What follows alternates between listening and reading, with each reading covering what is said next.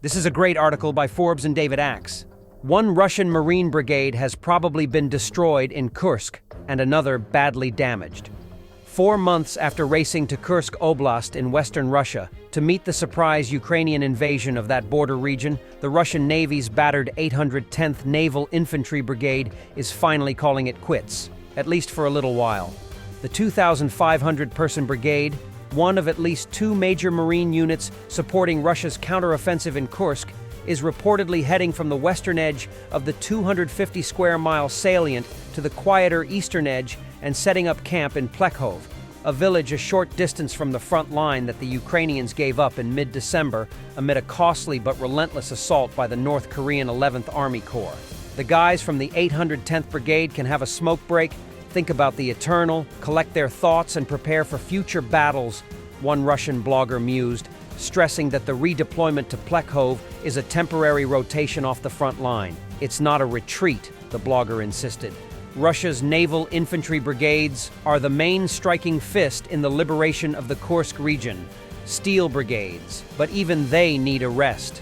But it's hard to argue that the 810th Naval Infantry Brigade and its sister unit in the Kursk counteroffensive, the 155th Naval Infantry Brigade, aren't worn out after months of mostly failed assaults on the western edge of the salient. The 155th Naval Infantry Brigade has probably already been destroyed and rebuilt many times, and is currently undergoing its latest replenishment after reportedly losing many of its people and much of its equipment to Ukrainian mines, drones, and artillery. The 810th Naval Infantry Brigade could be in an equally dire state. The brigade may have assigned 2 of its 400-person battalions to a costly attack on the Ukrainian garrison in Pogrebki, in the no-man's land on the northwestern edge of the salient, starting in November. It looks like last month's 2-battalion-sized assault breakthrough went nowhere and was eliminated, noted Mokhlison, an open-source intelligence analyst who closely followed the Pogrebki battle. Adding insult to injury, the Ukrainians targeted the 810th Naval Infantry Brigade right before the purported rotation off the front line. A Christmas Day bombardment of a headquarters in the city of Lvov, just outside the Ukrainian-held salient, may have killed or wounded members of the brigade's command staff. An attack the blogger claimed had nothing to do with the decision to pull the brigade off the front line. A few days or weeks in Plekhov might not be terribly relaxing for the survivors of the 810th Naval Infantry Brigade's first 4 months in Kursk. The village is well within range of Ukrainian forces' heavy weapons. Plekhov, frankly speaking, is a dubious place for rest, the blogger admitted.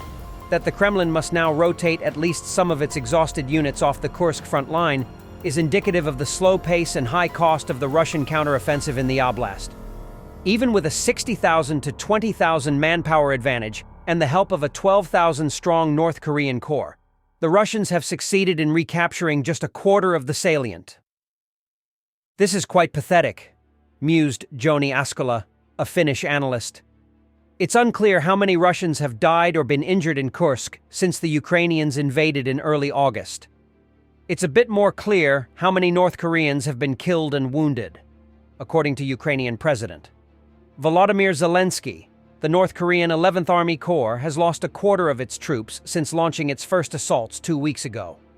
As both the Russian and North Korean armies use the same infantry-first tactics, there's a good chance the Russians have also suffered a 25% casualty rate.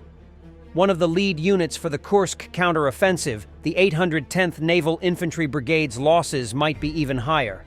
The first videos of the Russian military using agricultural machinery at the front began to appear due to the colossal losses of military equipment over 3 years of frontal assaults.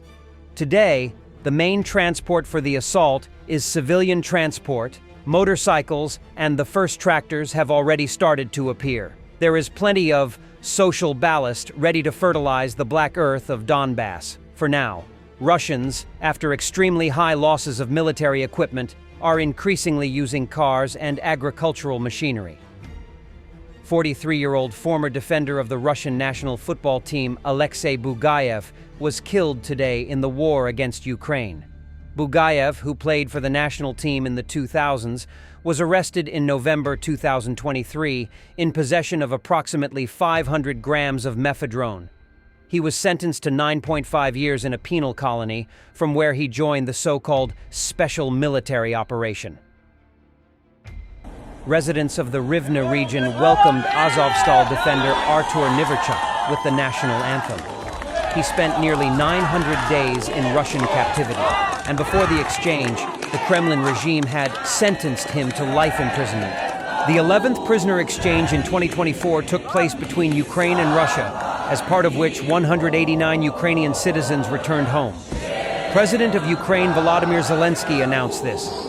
The return of our people from Russian captivity is always very good news for each of us. And today is one of those days. Our team managed to bring 189 Ukrainians home, the president said.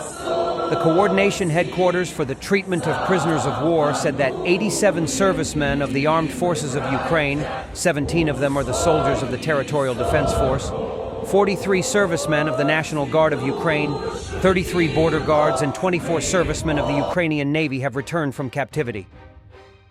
The Latvian government has prepared a large batch of unmanned aerial vehicles for transfer to Ukraine. Latvian Defense Minister Andris Spruds reported this in his Facebook post. The new batch reportedly includes 1,000 drones. Spruds did not specify the delivery time. Latvian Defense Minister also noted that in 2025, Latvia planned to allocate 20 million euros for the purchase of drones for Ukraine. On December 6th, the Latvian Seima approved the defense budget for 2025 in the amount of more than 1.5 billion euros, which includes funding for military assistance to Ukraine.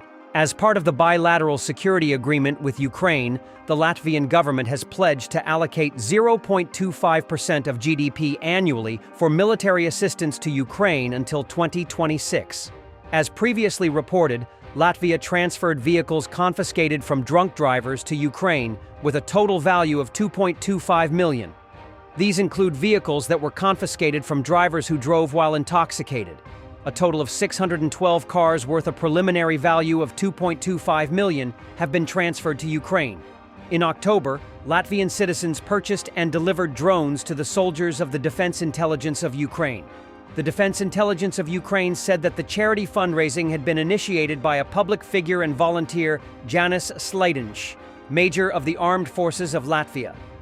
It was he who brought and handed over the drones to Ukrainian intelligence officers. In September, it was reported that Latvia would provide Ukraine with 9 CVRT combat vehicles. In addition, the country plans to transfer Finnish Patria-wheeled armored personnel carriers to Ukraine in 2025.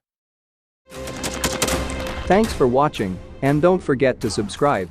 Also, if you want to support Warthog Defense, please become our member and get early access to new videos, exclusive members-only videos, and become administrator in comment section.